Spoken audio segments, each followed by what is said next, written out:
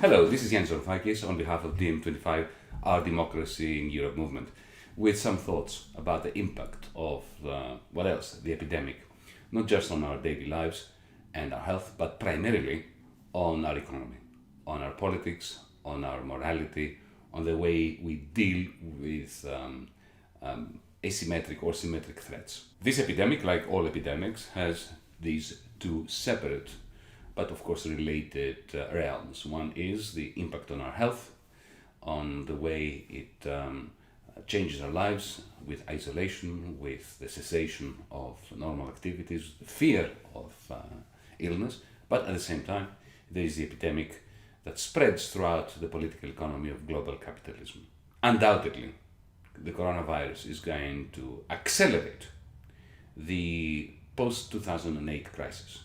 Now, don't let anyone tell you that that crisis ended and now we have a new one. The 2008 crisis never ended. It morphed into different forms. It traveled from one continent to another. It took different forms, but nevertheless, it has always been with us. The world never went back to some kind of equilibrium after 2008. Capitalism is unrecognizable today by means of terms of references from the period before 2008. What the coronavirus has done is it has deepened and accelerated the never-ending, non-stop crisis that began in 2008.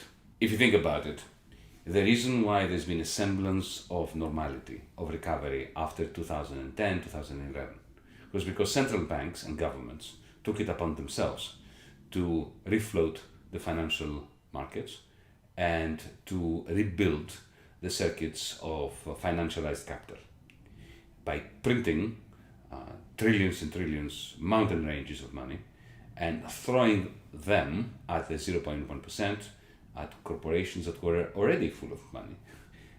Take Apple, Google, and so on, borrowing free money from the Federal Reserve in the United States, for instance, in order to buy back their own shares. All that was doing was boosting inequality massively, stabilizing financial markets, but at the same time depleting all serious investment in good quality jobs, in labor, in health, in education, in the green transition that this planet needs. This is why there's been so much discontent even before COVID-19 arrived on the scene. So when COVID-19 arrived on the scene, it found a global capitalism that was sitting on a gigantic bubble of private debt that had been minted by central banks on behalf of financial capital. So the problem is not stock exchanges going up and down. Every catastrophic collapse of the stock exchange can easily be followed by a remarkable boost, the indices going through the roof. But even if the central banks of the world, the Federal Reserve, the Bank of Japan, the Bank of England, the European Central Bank, even if they manage to refloat capitalism again, in the same way that they did in 2008, 2009, that is not going to bring us to where we were before COVID-19. And that is so for a very, very simple reason. COVID-19 has pricked the bubble on which financial capitalism was sitting up until now. So even if the financial markets are refloated once more, the level of investment is going to be even lower than it was a few months ago. And let us not forget that a few months ago, the level of investment, especially in important stuff, in things that humanity needs, tangible goods, green energy and so on, the level of investment in relation to the available liquidity and savings has never been lower than it was even before the coronavirus hit. Imagine what it will be like afterwards. Now, what defenses does financialized capitalism have today compared to 2008? This comparison is quite instructive between 2008 and 2020. In 2008, two things saved global capitalism: the Federal Reserve, the Central Bank of the United States, and China. Of course, later governments in Europe, the International Monetary Fund, and so on, did much in order to complete the job that the Fed and China began by shifting cynically gigantic amounts of losses from the private banks onto the shoulders of the weakest taxpayers, what we in DiEM25 refer to as socialism for the very, very few, for the bankers, and harsh austerity for the many. But it was China and the Fed that were the pillars that kept financial capitalism going. Both these pillars are today highly depleted. Coronavirus started in China. It damaged significantly the capacity of the Chinese political economy to produce surpluses. It shut down factories. It reduced the growth rate below zero. And therefore, it did exactly the opposite to China compared to what happened with the financial crisis in 2008. China is not today in a position to do what needs to be done in order to boost aggregate demand in Germany, in Holland, in Japan, in the United States. China is a patient now.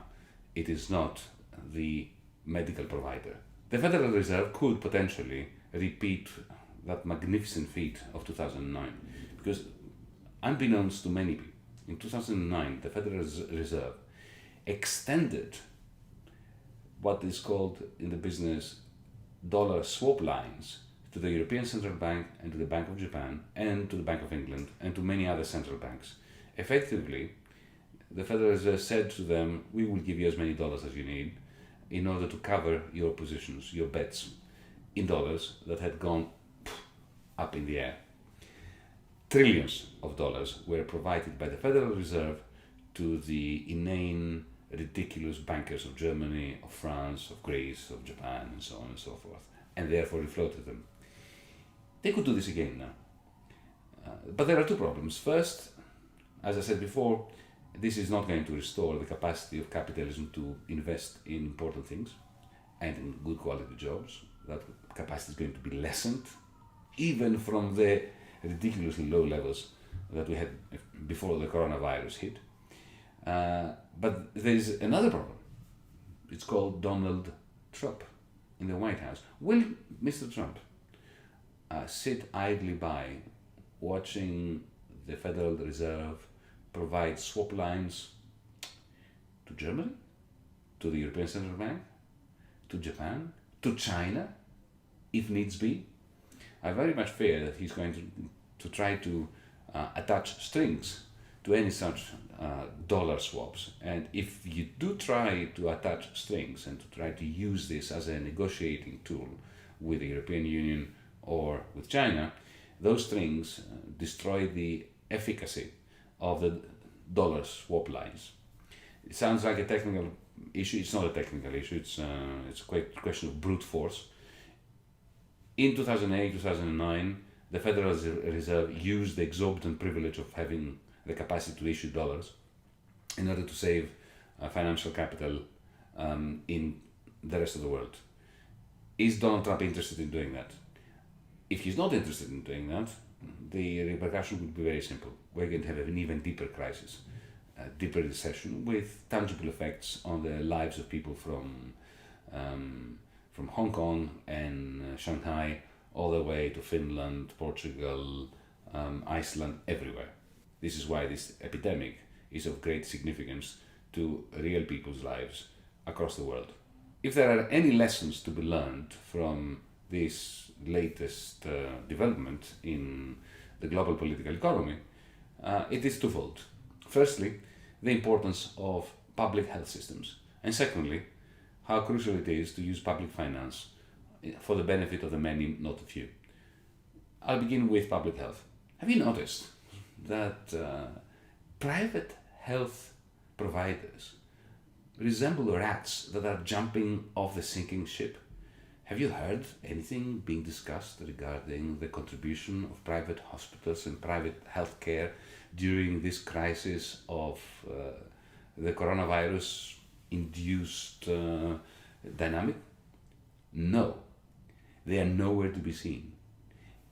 All the discussion in the media, the very same media that before the coronavirus hit were going on and on about private-public partnerships and how important it is to push money towards private healthcare because that's more efficient than public healthcare. That's the narrative of the privileged, if you want, which dominated for so many years, decades, in the West after Thatcher and Reagan.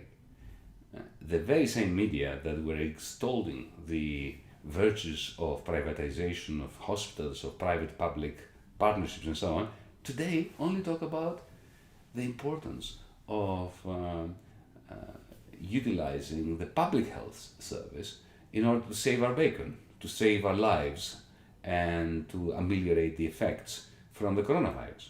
I'm going to make a very strong statement. I'm not just going to say that private health care is inefficient. No, it's not just that they are inefficient. They are destructive. Every euro, every yen, every dollar which is being spent on private health services detracts, not only does not add enough, but detracts from the capacity of humanity to deal with pandemics. It is about time we eradicate private health service. There is not even a liberal argument in favor of private health insurance, of private health systems. They do not work even by the standards of liberal economic, pro-capitalist, pro-market thinking. And then there is, of course, fiscal policy. It is interesting that even the Federal Reserve, especially the European Central Bank, under its new president, Christine Lagarde, who, by the way, gets a score of precisely 0 out of her first attempt to intervene a few days ago with a press conference in order to steady the nerves of the markets and to show that the European Central Bank will do whatever it takes in order to save, again, the euro's bacon and to stabilize the economy. She failed spectacularly. She made 2 gaffes. I'm not going to go into them. Close the parenthesis on this. Even she, nevertheless, came out and said, look, our ammunition as a central bank has been spent over the last 10 years. She didn't use those words, but that's what she meant. We have refloated financial markets. There's nothing we can do. Think about it. The European Central Bank has a negative interest rate of minus 0.5%. It keeps buying all sorts of debt, private debt, public debt, and so on. It is at the end of its tether. And she, on behalf of the extremely conservative European Central Bank, looked at prime ministers and presidents in the eye and said, it's your job now to borrow and spend. And what are they doing? It is astonishing. The other day there was a Eurogroup meeting, the meeting of the European Union's finance ministers of the countries that are using the euro. And it was a teleconference. They decided that the coronavirus poses a clear and present danger of a massive recession in Europe, that it is a highly significant threat to European economies. So much so, the urgency was so great that they decided to do absolutely nothing. They decided that they are going to monitor the situation, that they're going to be watching. You see, what happens is the Eurogroup and the European Union, and in particular the Eurozone, is so terribly structured that they are on autopilot. They simply follow particular rules that cannot be followed without wrecking our economies. This is not just a reflection of inanity, it is that as well, but it is a reflection of a system that has been created in order to prevent governments from acting on behalf of society. That is, if you want, the neoliberal kernel inside the Eurogroup. They are talking about doing whatever it takes within the fiscal compact, which means nothing, because the fiscal compact is like an iron cage of austerity from which you cannot escape. And you need to escape from an iron cage of austerity if you're going to do anything about the green transition, which is so essential, or about dealing with the wholesale recession that the coronavirus is going to bring again to a Europe that has fallen behind the rest of the world as a result of such a stringent austerity package that began in Greece in 2010 and then spread out like a cancer out of control throughout the European Union. So let's recap. We live in a world which is not governed in a way that allows us to see any light at the end of the tunnel regarding the handling of capitalism's never-ending crisis, which the coronavirus has now turbocharged. The European Union has never been less competent than it is now.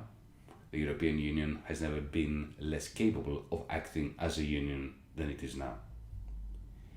DiEM25's proposals over the last 4 years since our inception about a common investment policy based on an alliance between our investment bank, the European Investment Bank, the European Central Bank, about a universal basic dividend, about a carbon tax, and about a social equity fund, the purpose of which will be to energize both private capital and public finance or public financial instruments in order to take the mountain ranges of liquidity that exist in our financial circuits and put it into good use, press them into public service in terms of public health, in terms of the green transition, in terms of creating good quality jobs. That agenda of DiEM25 has never been more pertinent and has never been more urgent than today. So we can see that all the arguments of the liberal establishment,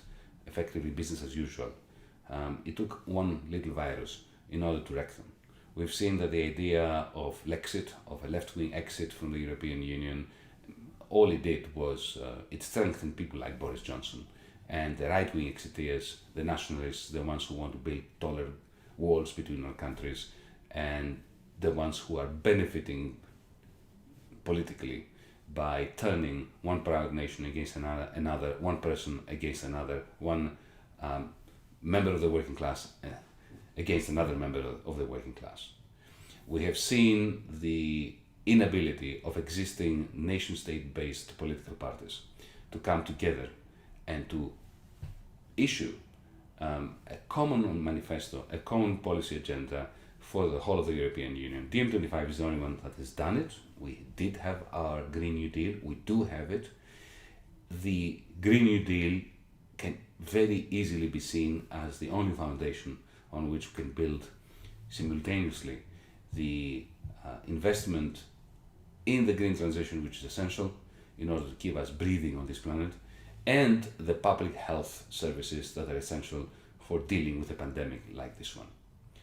On behalf of DiEM25, Carpe Diem, as we say, the world is going to become a worse place very, very soon, but it is up to us to fight in the context of a transnational movement like what DiEM25 is building in Europe, like what the Progressive International is doing across the world. We'll have more to say about this later on, especially in September when we reconvene the Progressive International in Reykjavik in Iceland.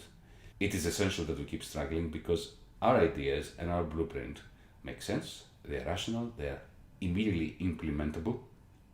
All we need to do is to change the politics of a continent, Europe, that is finding it impossible to reproduce itself under the present circumstances without the fundamental, profound, transnational, progressive politics that we advocate as DiEM25.